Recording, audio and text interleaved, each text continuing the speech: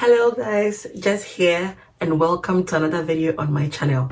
So for today's video, we're going to hear from other Chevenists here in Sussex and in a few other institutions about how they answer specifically Chevening questions that they were asked during their interviews.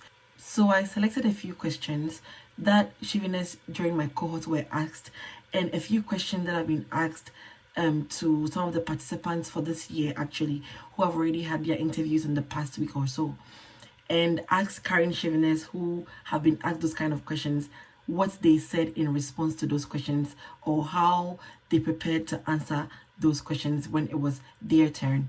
So today's video is just going to be about those questions getting answered to give you an idea of how to answer them should you come in contact with those questions from your panel.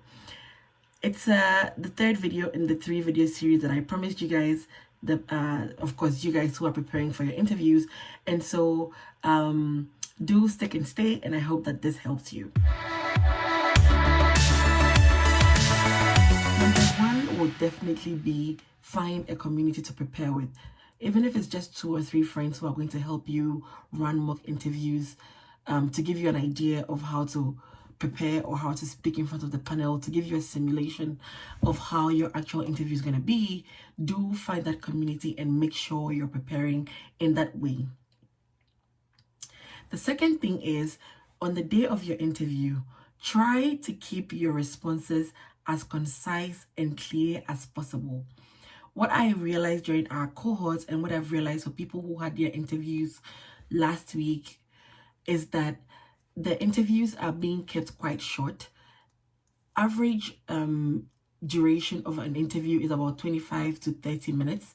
And so you know that you don't have to spend too much time on one question, because it's quite likely that the panel have a fixed number of questions in mind to ask you and a fixed duration in mind to that the interview should take.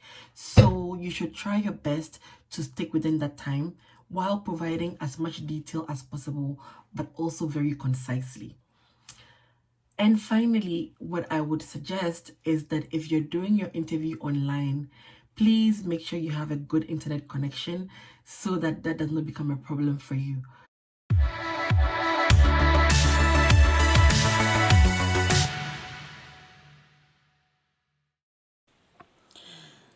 In the initial years of my practice in Pakistan, I came across some derogatory remarks against women in the official publication of the Punjab Bar Council.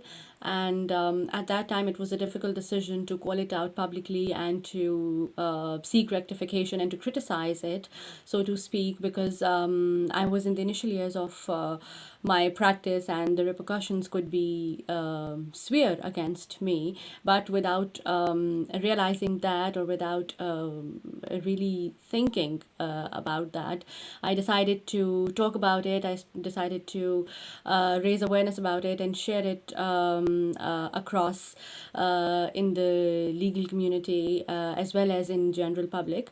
So so as to seek rectification and to actually resolve this issue.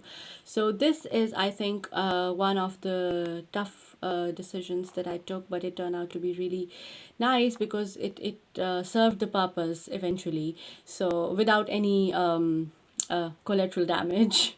So yeah, this is it. Thank you very much.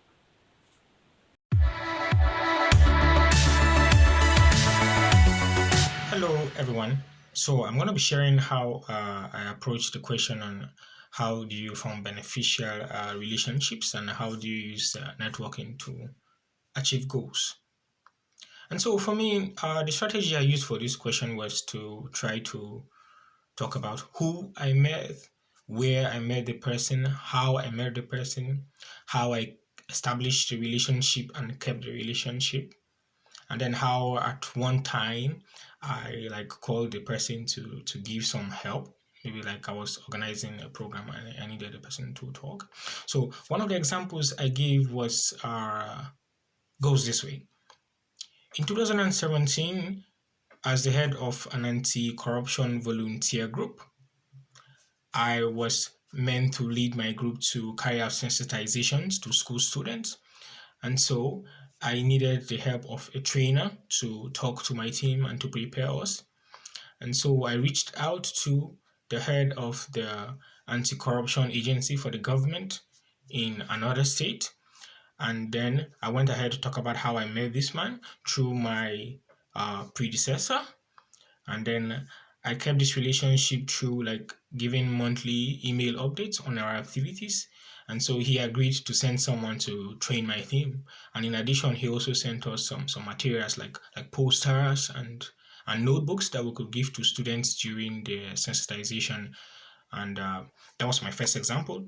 And then my second example, I talked about how I met a professor in my former school during a workshop. And then I approached her to be my mentor in research. And then I would often like visit her office to help her do a few tasks. That was how I kept the relationship.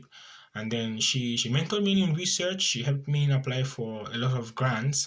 And I was able to win a major grant in 2019 that helped me to work on a development project that reached more than 100 people in 2 countries, and like it helped the development work. So like this is how I was able to connect and answer the question.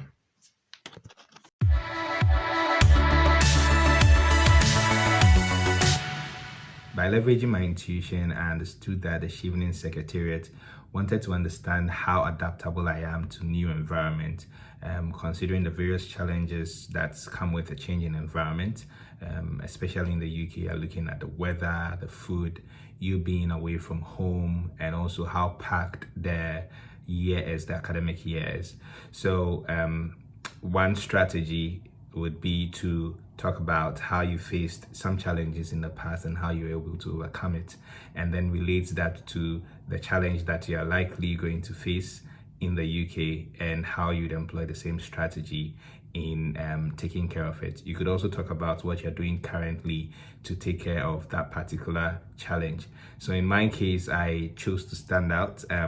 I spoke about the UK weather, but I rather highlighted the opportunity in there for me, considering the fact that from Ghana, it's really been a rainy and then a dry season. So this was an opportunity to get exposed to 4 different seasons. And although some of them were going to be harsh, like winter and all of that, it was really an opportunity to explore.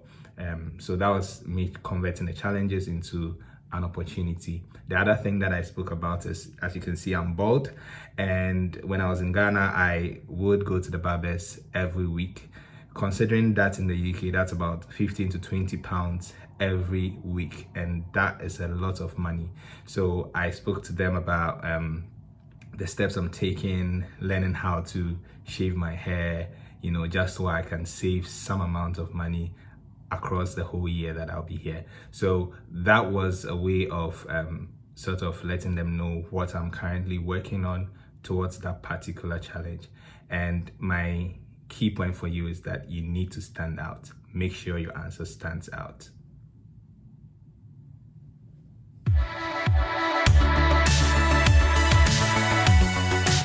What is the UK doing in your country that is relevant to your career or to your studies in the UK?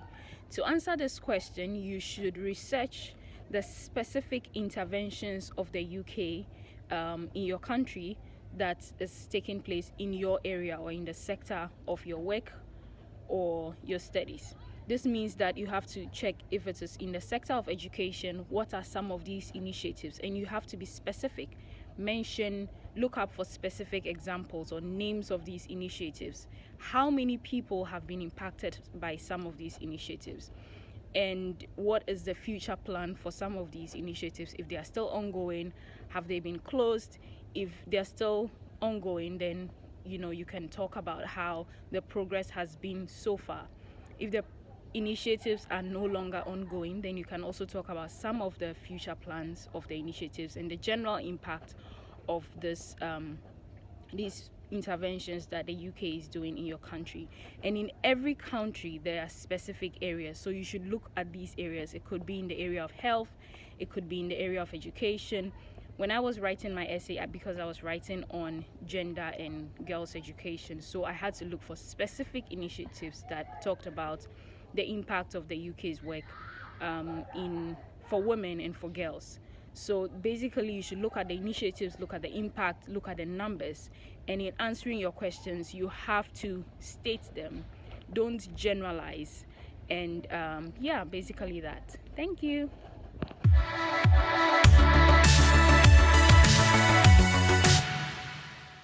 Hi, my name is Peter Paul Akanko, Chevening Scholar and also the CEO of Kente Master Limited. So with regards to the question on your post-Chevening career plans, it's basically about dividing these plans into your immediate plans when you return, your midterm career plans, and then your long-term career plans. For me personally, my short-term plans after returning from the UK was basically to expand my market to the UK and other surrounding countries. For the midterm, it was about getting a factory set up, which was going to help us increase our production, employ more people, and create a greater impact.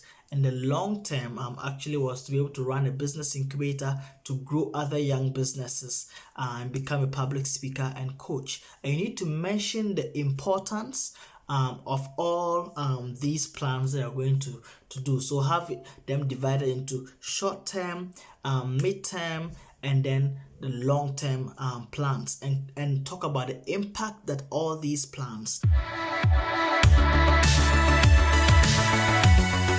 After answering all of the questions that the panel is going to ask you, there comes the time where you're asked to ask the panel a question if you have one for them. First of all, always have a question for the panel. If not, you can even have two if you want, but never give up the opportunity to ask the panel a question by saying you have no question or saying that that's okay. Nope. Always make sure you have one or two questions up your sleeve to ask the panel. Asking the panel a question is your chance to be memorable, is your chance to have a lighter conversation, or your chance to make sure the panel remembers you. So prepare your question beforehand, whatever it is you want to ask the panel. Some people went with philosophical questions for the panel. I went with a more playful question. Well, not playful, but a more conversational, informal type of question to the panel.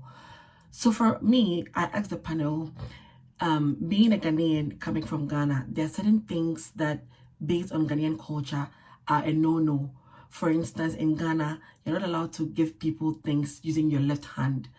And so, as someone who is seeking to come to the UK for my master's, and also, this question was relevant because everybody on my panel had lived in the UK at a point in their lives.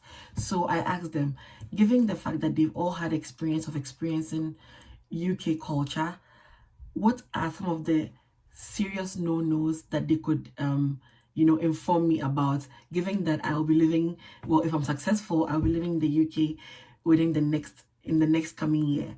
What are some of the no-nos that they can tell me about so I can be equipped with that information before I get to the UK?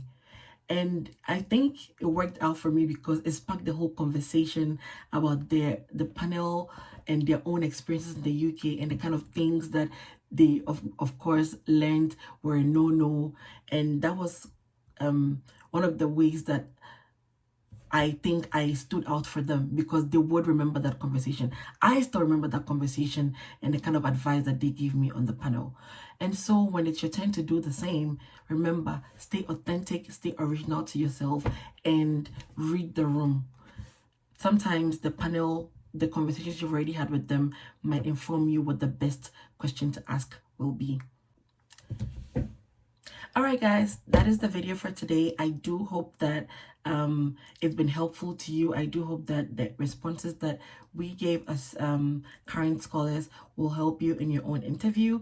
This is the final video I'm doing on the interviews, and so for the next coming weeks, expect some different content, more fun content. I think we've been serious for the past 3 weeks, and so I'm gonna try and put something that is more entertaining, something relaxing, something about lifestyle. But Thank you for sticking and staying to the end of this video. As usual, if you haven't yet subscribed, please do subscribe. And if you like this video, give it a thumbs up so that other people who want this kind of information can find it. Thank you for sticking and staying, and see you at the next one.